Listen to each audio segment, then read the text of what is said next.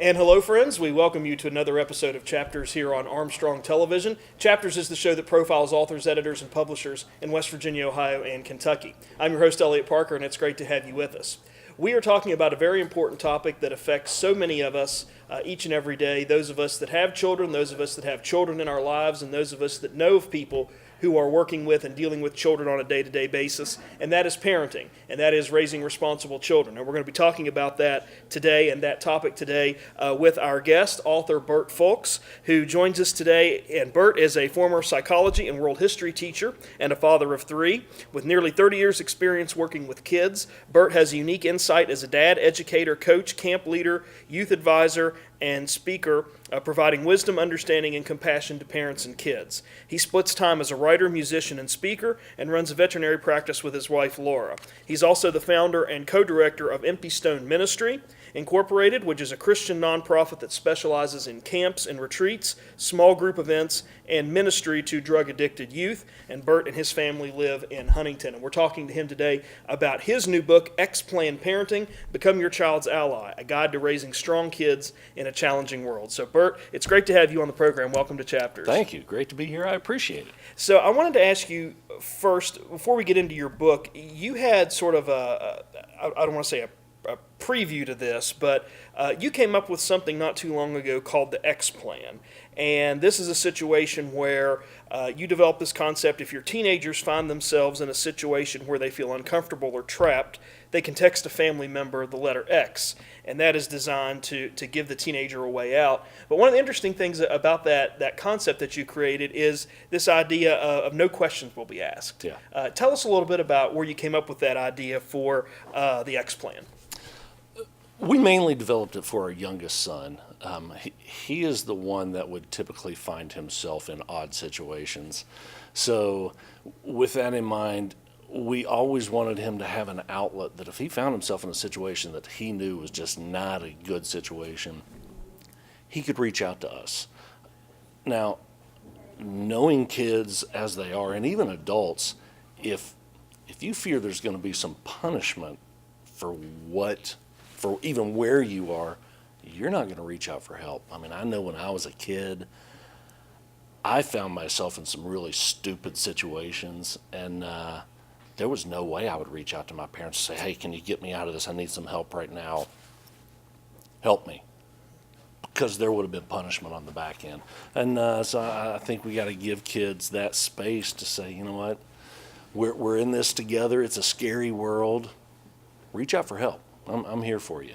Now, we can have conversations down the road, but I'm going to let the kid instigate those, bring up those conversations. Well, it's a great idea, great philosophy, very simple, but I can see it being very effective. And in your book, X-Plan Parenting, broadly speaking, one of the reasons I really like this book is because anybody, whether you have children, don't have children, haven't had children at home for a while, most of us have children in our lives in some way, shape, or form. We have nieces and nephews or grandchildren or godchildren or whatever. And I like that because it's good advice, and I like the book because it's good advice for anybody that's dealing with children. But broadly speaking, the subtitle to your book, Becoming Your Child's Ally, Raising Children and Strong Children in a Challenging World. Broadly speaking, what do you see as some of the challenges that our children are facing today in terms of kind of growing up in this 21st century environment? Well, one of the things, they are just constantly bombarded by information and media.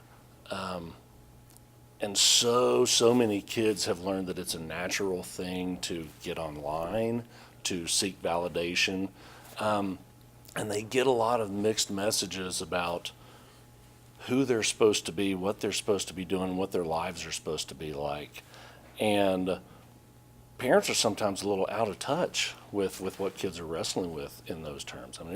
There are different social dynamics that kids experience today that we didn't have to worry about, that it was, it was us and our friends in the backyard playing, but mom and dad kind of knew what we were doing. And also we grew up in communities where, the neighbors knew me, they knew my parents. They didn't have a problem to walk down the street and say, hey, let's talk about what Bert's doing. So, we don't have that communal feel that we used to have to raising kids. So they face a lot of challenges without enough guidance, I think. And parents at the same time, man, parents have so much they're bombarded with in a media-driven world that it's easy to get distracted and not be tuned in to what your kid's really wrestling with. Yeah, I'm also amazed too at how kids, you're talking about, what they're exposed to and what they have access to. I'm amazed at how young children are so adept at using things like technology and social media. You go to a restaurant, you go to anywhere where there's children, and you see kids 5, 6, 7 years old. They've got an iPad and they're playing games and turning it on, and it's amazing how that has become just kind of a learned part of behavior now, is using those tools to communicate. Yeah, and it's not going anywhere. It's only going to become more and more advanced. So that was kind of the drive behind coming up with that X-Plan idea. Okay, let's use technology to give our kids a way to plug back into us as parents. That was kind of the heart of that blog.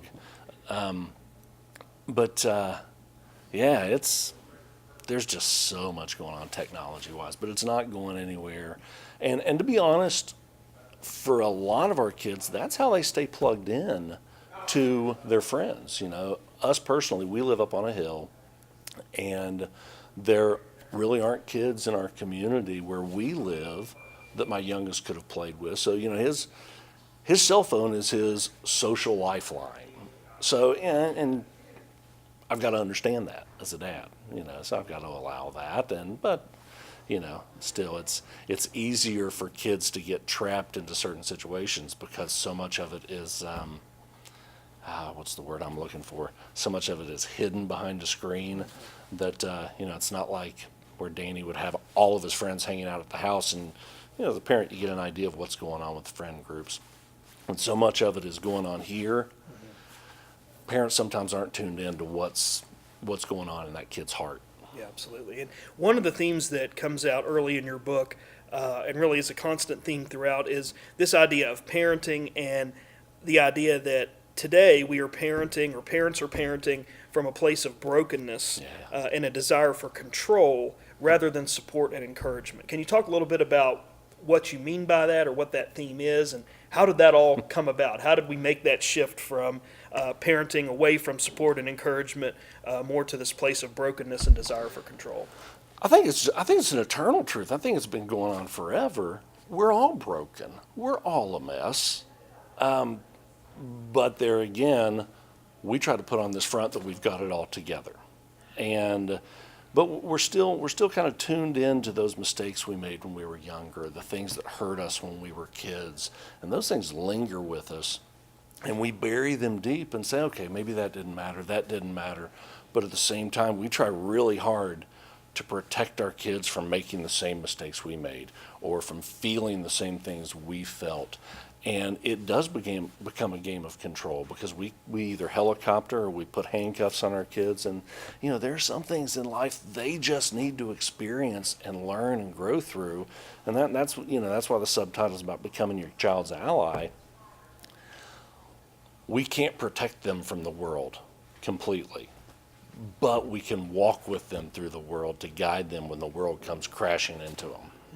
Yeah. So, but our brokenness gets in the way of that quite a bit. Yeah, and that's an excellent point. And I think too, one of the things that you really write a lot about in your book is that kids are unique. Every kid is unique, and I know you have multiple children, and your kids are all different. Yes. Even though that you've raised them in the same home with you and your wife, and they've maybe grown up in the same church or gone to the same schools or whatever. But every kid is unique, and that was something I really liked about, kind of as a sub theme or a sub motif kind of in your book, is the idea that as parents and as people that interact with children, we need to recognize and appreciate that uniqueness and not try to mold them into what we think they should be or what we hope they will be, but kind of recognize them as unique individuals. Yeah, absolutely. As you said, my kids are all three vastly different. I mean, they have commonalities and they have quirky sense of humors, and they're all sarcastic like me, but they have different interests, they have different talents, they have different gifts, and I could use my boys as an example. My middle child is my daughter, but my oldest and my youngest are my sons. My oldest son, Ben, phenomenal baseball player. He just has a passion for baseball. Now, my youngest, Danny, when he played baseball, minor league and little league, he really just didn't care. And it drove me nuts. How can you not care about this? And I remember one time he was on the pitcher's mound, and he had done something just silly, threw the ball to the wrong place, whatever. And I thought, how could you do that? We just told you not to do that. And he looked at me and he just goes, surprise. He just didn't care. But that's him. And that's a part of the parenting journey. You've just got to learn to appreciate what's in the heart of each kid, because it's different stuff. It's different stuff, and part of your task as a parent is unearthing what's hidden in those kids' souls, because they're all made with some beautiful, incredible stuff, but you're not going to find it if you're going on that banner of control and just trying to say, this is what a good kid looks like and this is what a good kid does. Yeah, there are certain parameters that society demands of all of us.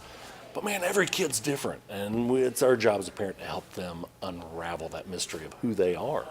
Absolutely. And another factor about your book I really liked is there's some biblical principles kind of interwoven into some of the chapters. Can you talk about the role that your faith has on you personally, but the impact that your faith has for you and maybe your wife in parenting?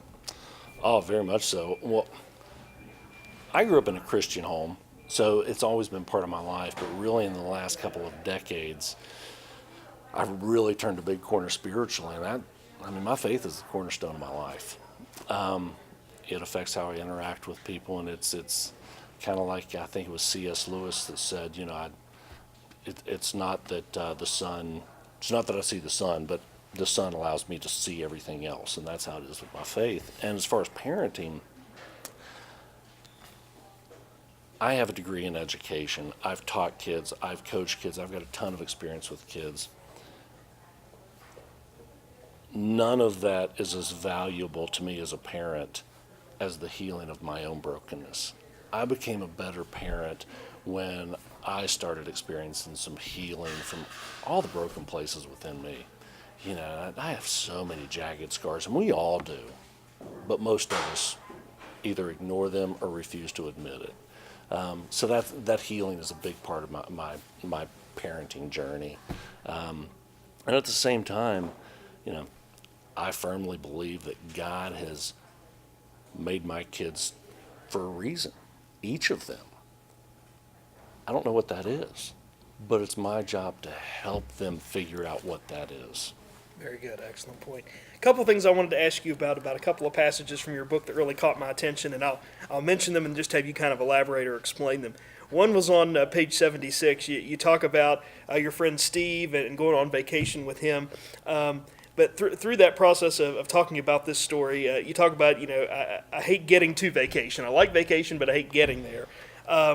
But I like what you said in that story, towards the end of that story. You said, I began to realize what I'd become, a person who lives for the destination, but is always anxious about the journey. I prayed about this, asking Jesus to flip on the hall light and reveal what was hiding in the shadows. Yeah. I thought that was really one of the most poignant statements you had in your book. Talk to us a little bit about that, about being someone who lives for the destination, but is always anxious about the journey. Of course, I can't speak for me personally. I was an anxious child, I was a nervous child, and I wanted to be a people pleaser. But to do that, there are a lot of hoops to jump through.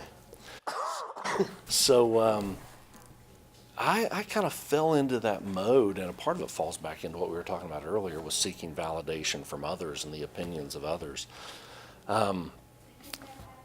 Figuring out what I wanted in life, well, it was always tied to what others expected of me.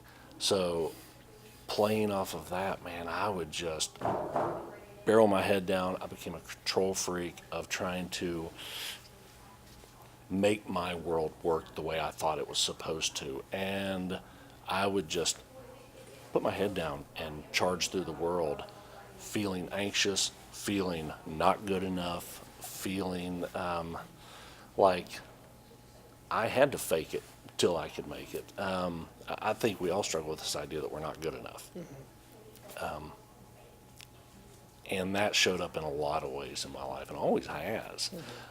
You know, you get to an end point in the end of your day, and you think, yeah, I did it. This feels great. I don't want to do this again. Right. But like vacation, I used to love being at vacation, love being at the beach, love sitting in my chair, reading a book, enjoying the waves. I was always stressed about driving to vacation. What if I get lost? What if I make a wrong turn? What if the car breaks down? What if? And that all comes back to control, feeling like I wouldn't be able to handle the situation. And I think we all live with a little bit of that. But it spills over into the lives of your kids too. Yeah, that was going to be my next question. Yeah. It's troubling for the individual, but also it's one of those things your kids pick up on that. They sense that you're having that agitation or that stress or that fear, and they notice those things. I think oftentimes as adults we don't appreciate how much kids at even younger children sense things and pick up on things that we think they don't notice. They're very intuitive. I mean, they're very intuitive. They may not always know the source of that anxiety and that tension, but they know it's there. Now, sometimes kids interpret our stress as their fault. You know, I felt that way a lot as a kid. You know, my home growing up, I had wonderful parents, and they were very loving, but our house was somewhat dysfunctional, and there were times that you feel like, what have I done wrong? And you constantly question what's wrong with me. So I never wanted my kids to feel that way. Yeah. Very good. One other passage, a quote that came out of your book that I marked that I really like, and this ties back into what you were talking about earlier. You write on page 120, "Never stop playing with your kids. Play for no other reason than the joy of play itself, and that joyous activity will strengthen and grow you, your child, and your relationship." Talk about that, about the importance of play, and even playing when you don't feel like it, or your child doesn't feel like it, or you all have had a fight, or he or she's had a bad day at school, or you've had a bad day at work. The process of doing that no matter what. Talk a little bit about that and why that's important. Well, so much comes out of play. There's not only an inherent joy in it, but there's also somewhat of an adventure in the play. You don't know how it's going to turn out, and it depends on what we're talking about as play, whether it's backpacking, whether it's board games, whether it's basketball or baking, or whatever you're doing. There's kind of an element of risk that you don't know how this is going to turn out, but there's something playful within us. And again, going back to my faith, I think God's playful. I think God's very playful with us. And we lose so much of that. We have an incredible life to enjoy. But we teach our kids to become very driven people. And they lose a passion for life. And it's so sad. So a part of play is reconnecting with your own inner child and having some fun and enjoying life again. And teaching your kids that is as important as any work you do. And it also uncovers a lot of who you are as a person. You learn what you're good at, what you're not good at. You learn what your passions and joys are. And when you brought this up, I couldn't help but laugh. My oldest son just drove back to college this morning. He was here for Christmas break. And my nerd's going to show through when I admit this. We're big board gamers. We love playing board games. I had bought a new Star Wars board game that takes 4 to 5 hours to play. We set an alarm a couple of days ago, and we started playing at 6:30 in the morning. I did not feel like getting up at 6:30 in the morning, but we had the coffee pot timer set, and there we were. My wife slept in my daughter's bedroom, so I wouldn't wake her up when I got up, so we could just play. Yeah. We were intentional about scheduling play, and not enough parents do that. And man, their kids need it, and they need it. Absolutely, yeah. Absolutely.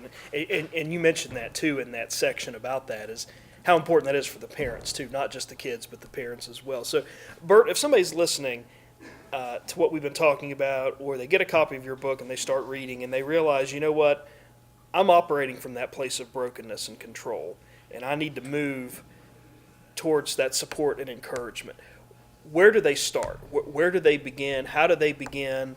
What is sort of a process that can get them to make that transition? I think one of the first things you can do is look at your reactions to your kids. You know, some of the things my kids would do would anger me. So that's a good place to start. Okay, why does that bother me? So you take a look at what your reactions are. A lot of times that has to do with your own brokenness of things that, you know, again, my youngest, bless his heart, he and I are like magnets. We are so drawn to each other, but if we're slightly askew, we're repelled like oppositely charged magnets because we're so much alike. And I see so much of myself in him. But when he was younger, I tried so hard because I didn't want him to experience a lot of the hurts that I experienced. Because I would see him and his silly imagination, and I would think, kids are going to make fun of you for that. Or, you know, and that was my brokenness, because if I just continued to operate out of that, what I needed to do is say, okay, why do I get enraged when I see him do something that is really just playful? Jesus, take me back into this. What's in my story? You know, and I go back and I remember the times that I felt that way. And I think, okay, we got to unpack that. We got to deal with that. Because there's nothing wrong with my kid. Mm-hmm. There's something wrong with me. Yeah. How do I encourage his curiosity and his silly heart? Because that's a treasure. That's a treasure. So that's the place I would start with. What are your reactions to your kids? What things do they do that spark something inside of you? And then say, okay, why am I having that reaction? A lot of times it has to do with something in your own soul that's just slightly damaged. Yeah, excellent advice. This book will be out sometime later in 2019. Howard Books, a division of Simon & Schuster, will be the publisher. How did you get matched up with them, and what's that process been like, working with, you know, what people talk about and phrase and coin the phrase as one of the big five publishers? What was that experience like? Or how has it been? It's been wonderful. I mean, the people I've worked with have just been incredible, and I've told them from the get-go, treat me like an idiot and hold my hand, and they have. But no, they've just been such a blessing. They've been wonderful. But the funny thing has been, when I originally posted that X-Plan blog, and I put something online about, I mean, it was everywhere. All the major news outlets, and then my personal site had like 7 to 8 million hits in a month, and it was just incredible. So one of my friends out in Oregon said, now's the time to sell a book. And I sent him a private message. I said, I've got a manuscript. Nobody will look at it. So he asked around, and actually he referred me to his agent. Wonderful agent, and he works with Christian authors. And he agreed to take a look at my manuscript, which was not this book. Interesting. So I sent him the manuscript. He gave me some pointers. He said, yeah, here's some things I want you to work on and clean up. You got a lot of heart in this. Get back with me. So in the meantime, my buddy that had referred me to him said, the manuscript you sent him has nothing to do with your X-Plan or parenting. I would think you would try to ride that wave. Now, I had kind of had this idea in mind, but I thought, okay, well, I'm working on this other thing that the agent wanted to see back. In the meantime, I'll tinker with this. And I had a draft knocked out in about a month. And sent it to him, and our conversations continued for about a year until finally he said, all right, we're sending this out. And within a month, we had multiple offers from big publishers. That's great. And I was blown away. When we got our first offer, my wife and I stood in our kitchen and cried. I mean, I've been writing for over 20 years, but you write because you love it. Right.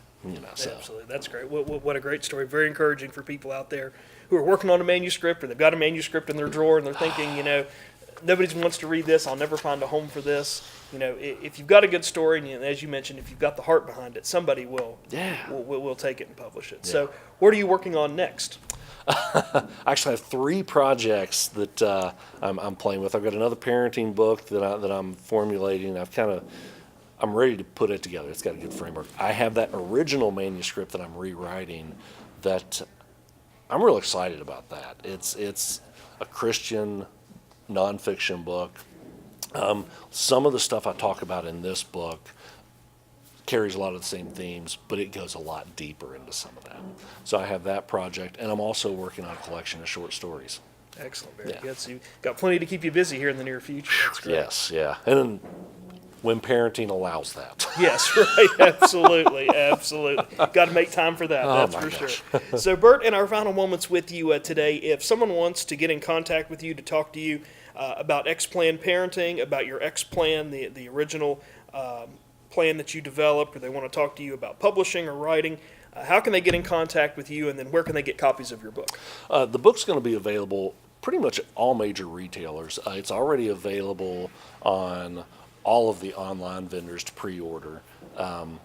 Howard Books has a pretty broad network, so they'll be available in Christian bookstores, Barnes and Noble, most of your retail outlets. It should be there. I'm not sure where all else it will end up. So the book is easy to get. Yeah, so that'll be great. If they want to get in touch with me personally, I'm on Facebook, I'm on Twitter. You can get to my blog site, which is bertfulks.com. And, you can send me a message through that. And we also have Empty Stone Ministry on Facebook, which is our ministry that we run.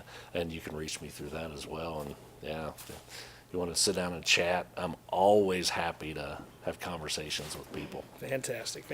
Bert Fulks has been our guest here today on Chapters. We've been talking to him about his upcoming book, X-Plan Parenting, Become Your Child's Ally, A Guide to Raising Strong Kids in a Challenging World. Bert, congratulations. It's a fantastic book for anybody who has children in their lives at any level or any circumstance. Great advice, great things for us all to remember. So congratulations on it. As you keep getting those other projects published, we'd love to have you back on to talk about Love it. to. Thank you. This has been great.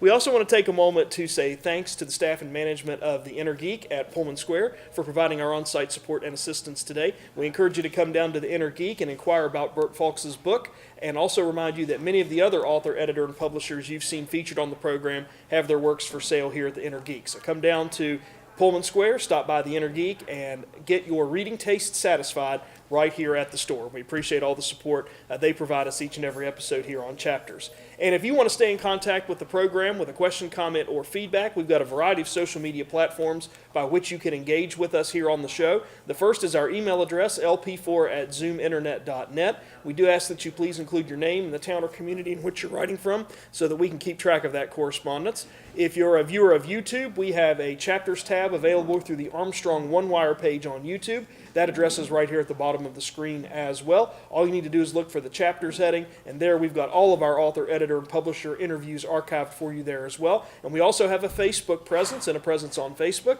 All you need to do is put the address right here at the bottom of the screen through your facebook.com browser. From there, we have our more recent interviews archived for you there as well. But you can like them, share them to your social media pages, interact with viewers of the program all through Facebook. So if you like Facebook, if you like YouTube, and you like email, we've made it possible for you to stay in touch with the program. And we appreciate all of you for sending the comments and feedback that you do send in about the program. We do read those. We do take your comments and questions and concerns into consideration. We appreciate all the feedback that we get from you, and we appreciate you taking the time to send us feedback about the program.